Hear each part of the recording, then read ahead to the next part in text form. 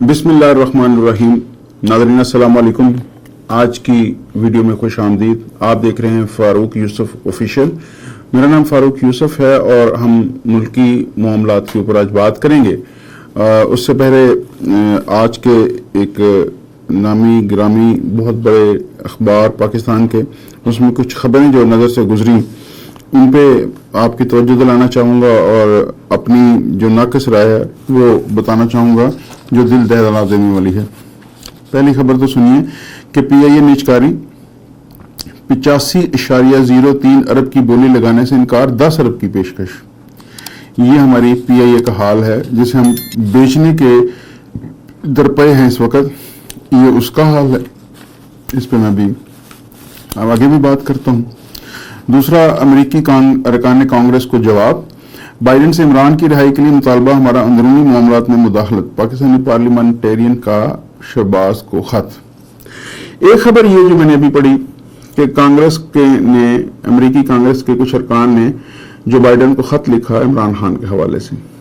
इसकी रीजन शायद ये है कि महज़ब दुनिया में समझा जाता है कि मुल्कों को, कौमों को आज़ादी से रहने का हक है, गो के वो अपने अंदाज में कौमों को उन्होंने मफलूज करके रखा हुआ है और अपने ज़ेरे असर रखा हुआ है, लेकिन फिर भी वो समझते हैं कि इस तरह की वायलेशन जो है इंसानी हुकूक की वो नहीं होनी चाहिए।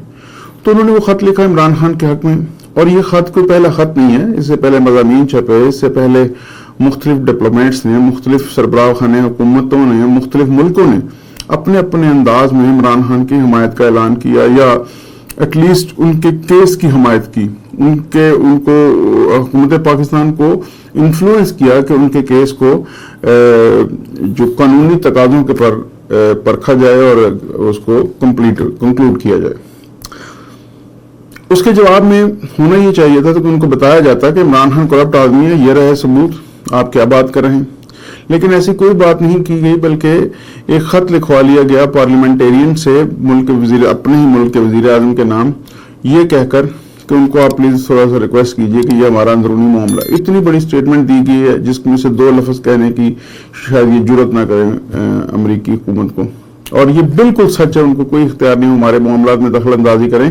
लेकिन हमारी हुकूमतों को भी ये इख्तियार नहीं है कि वो किसी मकबूल लीडर को यूं बिला वजह जेल में डाल छोड़े और अवाम की उमंगों, अवाम की उम्मीदों और अवाम के जज्बात का ख्याल किए बगैर उनको कुचल दिया जाए। अवाम के जज्बात को ही कुचल दिया जाए, बिल्कुल अवाम को ही सिरे से कुचल दिया जाए। ये बड़ी अफसोसनाक खबर है। ये अफसोसनाक खबर है कि PIA की निजकारी करने की कोशिश की गई। ये एक्सपेक्ट कर रहे थे कोई 85.3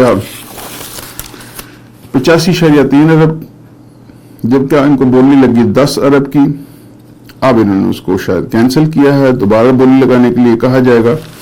जिस एयरलाइन को दुनिया की नंबर 1 एयरलाइन होने का एजाज हासिल रहा, जिसने दुनिया की बेशतर इस वक्त की कामयाब तरीन एयरलाइंस को खड़ा किया, वो अपनी जगह खड़ी होकर बेहतरीन परफॉर्म कर रही हैं, पैसा कमा रही हैं और अपने मुल्क की इकोनॉमी में कंट्रीब्यूट कर रही हैं। और हमारी PIA जो दुनिया की बेहतरीन एयरलाइन थी, वो हमारा पैसा खा रही है, चूस रही है, क्योंकि उसको इस तरह से मिस हैंडल किया गया, इस तरह से लूटा गया दोनों हाथों से कि उसको नोच नोच के पीछे तो शायद थोड़ा सा पिंजर बाकी है, बाकी तो उसकी हड्डियां तक चूस ली गई।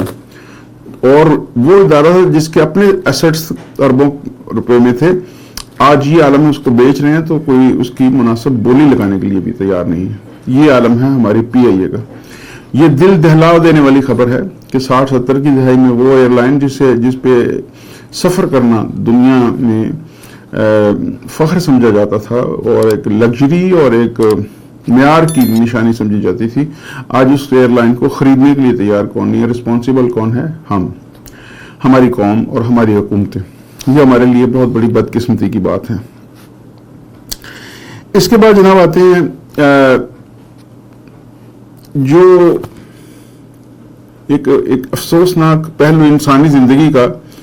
हमारी बदकिस्मती ये है कि जब ये मैंने अक्सर देखा है, जो लोग हुकूमती ओहदों पे होते हैं, जो कोई सरकारी ओहदों पर होते हैं, जो किसी इख्तियार में होते हैं, जब वो इख्तियार में होते हैं तो वो कितना छोटा हो या बहुत बड़ा हो, चूंकि उनके उंगली के इशारे से, उनके कलम के इशारे से चीजें चल रही होती हैं, اور ان کو یہ لگتا ہے کہ یہ ہم کر رہے ہیں اور یہ ہمارا اختیار ہے کہ ہم یہ بھی کر سکتے ہیں، یہ بھی کر سکتے ہیں، یہ بھی کر سکتے ہیں، اور وہ کرتے بھی ہیں۔ لیکن آپ یقین کیجئے اس طرح کے لوگ جب پھر اس اقتدار سے جو کہ وقتی ہوتا ہے علیحدہ ہوتے ہیں، میں نے اپنے شہر میں، اپنے محلوں میں، اپنے ملک میں ان لوگوں کو جو اپنے اس دور میں فرعون بنے ہوئے تھے جب ان کے پاس اختیار تھا، بعد میں ان کو گلی محلوں میں گزرتے ہوئے دیکھا کہ لوگ ان کو بلانا پسند نہیں کرتے اور وہ اس طرح کی میزریبل لائف گزارتے ہیں کہ آپ دیکھیں تو آپ کی روح کانپ جائے۔ اور اس کی تازہ ترین مثال ہمارے جانے والے کچھ چیف جسٹس صاحبان اور ان کی پوسٹ ریٹائرمنٹ لائف، ہمارے جانے والے فوجی افسران سربراہان فوج، ان کی پوسٹ ریٹائرمنٹ لائف، ان کو پبلک جس طرح سے، یعنی میں پہلے بھی ایک دفعہ عرض کیا تھا، ہم سب انسان، خاص طور پر ہم سب پاکستانی، ہم لیے کوشش کرتے ہیں پوری کہ بچوں کے لیے محنت کریں، کمائیں، ان کو اچھا کھلائیں، ان کے لیے پیسے جمع کریں، ان کے لیے دولت جمع کریں، لیکن سب سے بڑی خواہش کسی باپ کی، والدین کی یہ ہوتی ہے، یہ کسی بھی انسان کی، کہ میں عزت کماؤں۔ پیسہ بھی ہم اسی لیے کماتے ہیں، بڑے بڑے گھر ہم اسی لیے بناتے ہیں، گاڑی اسی لیے خریدتے ہیں کہ لوگ ہماری عزت کریں، لیکن یہاں الٹا ہے۔ یہاں لوگ یہ جانتے ہوئے بھی کہ یہ جو سب کچھ ہم کر رہے ہیں اس کے کانسیکوینسز ہوں گے، لوگ کر جاتے ہیں اور پھر کانسیکوینسز بھگتتے ہیں۔ کس منہ سے بھگتتے ہیں، ان کو کیسے نیندیں آتی ہیں، یہ سوال ہی اپنی جگہ ایک علیحدہ سے موجود ہے۔ اتنی مشکل لائف ہوتی ہے، اس کے بعد ان کی سڑکوں پہ نکلنا ان کا محال ہے، اور کئیوں کا تو دوران سروس بھی یہی حال ہوتا ہے۔ لیکن جو ہی وہ اپنے اس اختیار سے باہر نکلتے ہیں، اور یہ بڑا سوچنے والا مقام ہے، یہ بڑا ہی تکلیف دہ مقام ہے، اور یہ کیوں ہے، یہ اتنا بڑا سوال ہے کہ جو اتنے بڑے عہدے انجوائے کرتے ہیں پاکستان میں، اپنے ملک میں، یہاں سے تنخواہیں لیتے ہیں، یہاں سے پرویلیجز لیتے ہیں، یہاں سے آپ پینشنز لے رہے ہوں گے، جو ہی وہ اپنے عہدے سے علیحدہ ہوتے ہیں وہ یہاں سے بھاگتے جاتے ہیں، وہ دوسرے ملکوں میں زندگیاں کیوں گزارتے ہیں؟ ہم سب کی زندگیاں جہنم بنا کے وہ خود وہاں کیوں بھاگ جاتے ہیں؟ ایسا یہاں کیا کمی ہے، ایسا یہاں کیا ان کو تھریٹ ہے کہ وہ وہاں چلے جاتے ہیں؟ تو یہ میں سمجھتا ہوں کسی بھی انسان کے لیے ایک گھٹیا ترین عمل ہو سکتا ہے کہ وہ ساری زندگی محنت کر کے بے عزتی کمائے کہ جب وہ بوڑھا ہو جائے تو سڑکوں پہ نکلے لوگ اس پہ آوازیں کسیں، یا اس کے بچوں پہ آوازیں کسیں، یا اس کا کہیں کھڑے ہو کے چائے پینا مشکل ہو جائے، کہیں بیٹھ کے کھانا کھانا مشکل ہو جائے، کسی سڑک پہ نکلنا مشکل ہو جائے، اور لوگ ان کو کارٹونز کی طرح ڈیل کریں، بھلے وہ ان کے مخالفین ہی ہوں۔ ہم نے تو دیکھا وہ لوگ بھی جن کا پاکستان سے بھی کوئی تعلق نہیں تھا، ان لوگوں نے بھی ان کو ذلیل کیا۔ کیا یہ ایک کوئی قابل تعریف عمل ہے؟